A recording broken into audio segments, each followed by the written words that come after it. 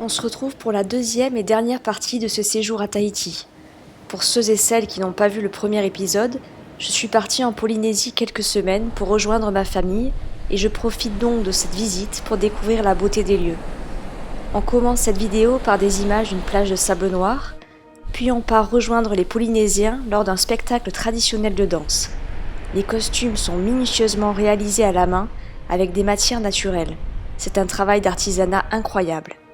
Je vous emmène ensuite faire la traversée de Tahiti à pied et découvrir grâce à la randonnée que l'île de Tahiti renferme des coins de nature magnifiques.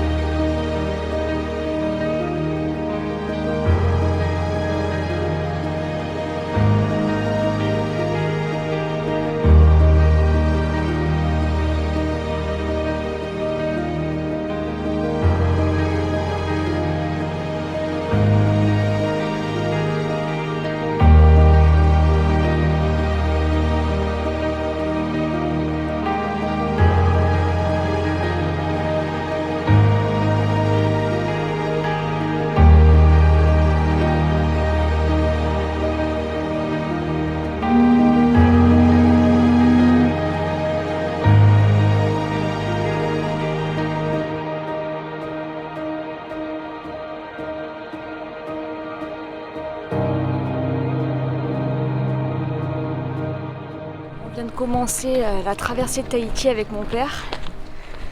Donc c'est une traversée qui se fait généralement en 2 jours, puisqu'il y a environ 40 km à faire. Et certaines personnes la font en 1 journée. Donc nous, on va prendre le temps de le faire en s'arrêtant au relais de la Maroto. C'est un petit hôtel bien sympa à mi-chemin sur le parcours.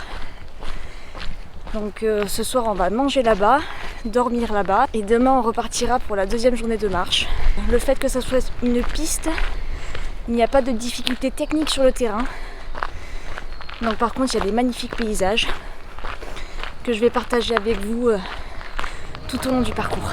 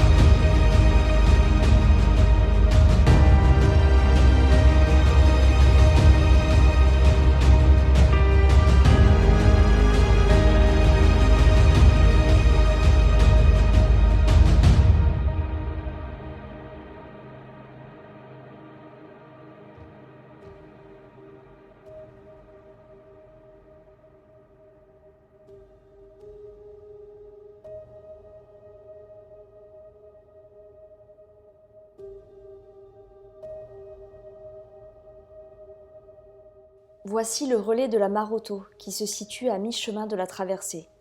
De très jolis bungalows viennent d'être remis à neuf et offrent une vue magnifique sur toute la vallée de Papenno.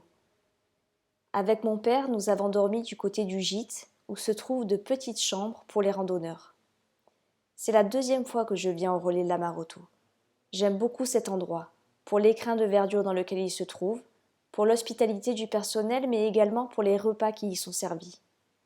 Nous repartons pour une deuxième journée de marche. Un peu plus de 20 kilomètres nous attendent. Il bruine ce matin-là, mais cela n'est pas désagréable, car il fait chaud.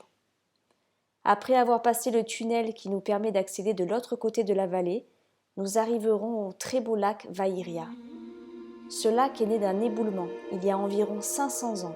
Des grands blocs de basalte se sont détachés des bords de la vallée, formant ainsi un barrage naturel. C'est ainsi qu'est apparu ce magnifique lac, alimenté ensuite par des fortes pluies. Ce lac contient 3,6 millions de mètres cubes d'eau.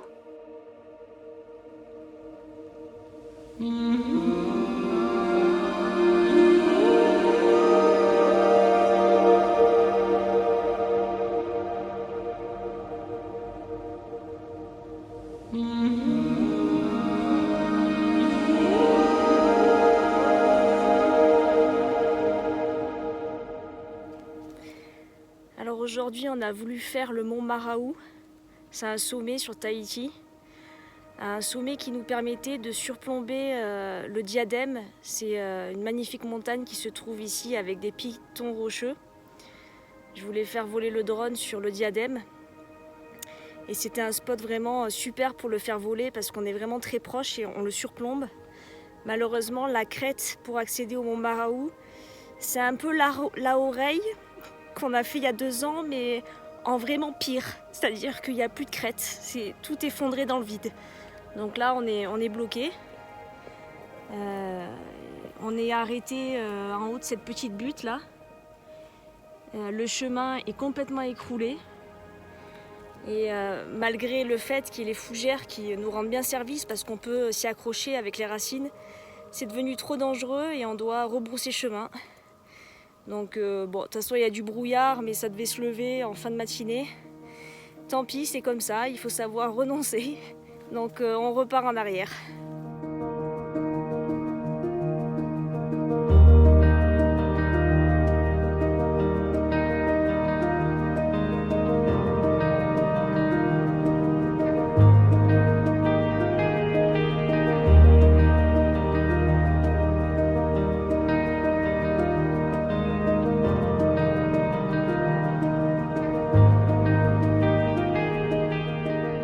On termine cette vidéo par une petite marche dans la vallée de la Fatawa, qui se trouve toute proche de la ville de Papeete.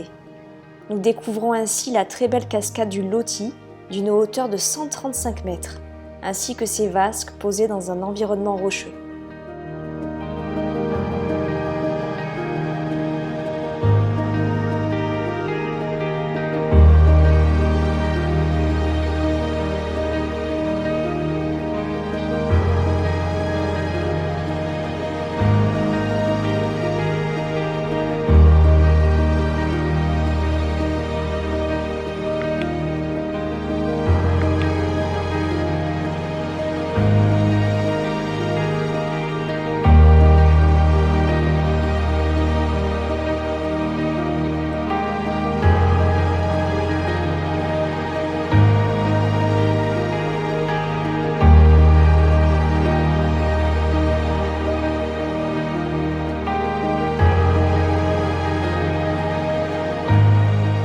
On se quitte sur quelques images de végétation du jardin botanique de Tahiti.